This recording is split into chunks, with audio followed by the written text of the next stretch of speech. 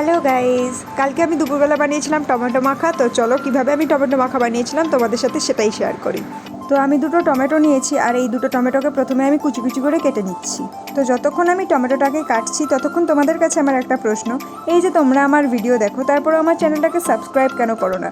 মানে আমার সাথে কি তোমাদের কোনো পার্সোনাল শত্রুতা রয়েছে? যাও গিয়ে চ্যানেলটাকে সাবস্ক্রাইব করো।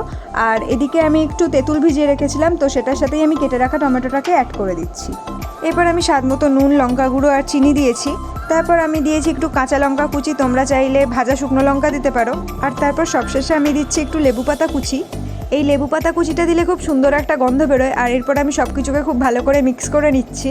তো এটা যতক্ষণ আমি মিক্স করছি ততক্ষণ তোমরা আমায় কমেন্টে বলে যাও তো যে নেক্সট কী ধরনের মাখা ট্রাই করা যেতে পারে। এই ধরনের মাখা খেতে বেশ ভালোই লাগে, আর এই টমেটো মাখা তো আমার খুবই ফেভারিট। তো এটা তো ডান। এবার চলো এটাকে টেস্ট করা যাক। আর এটা খেতে কিন্তু খুবই ভালো হয়েছিল। তোমরা যদি কেউ এইভাবে টমেটো মাখা ট্রাই করে থাকো তাহলে অবশ্যই আমায় কমেন্ট করে জানিও। বাই।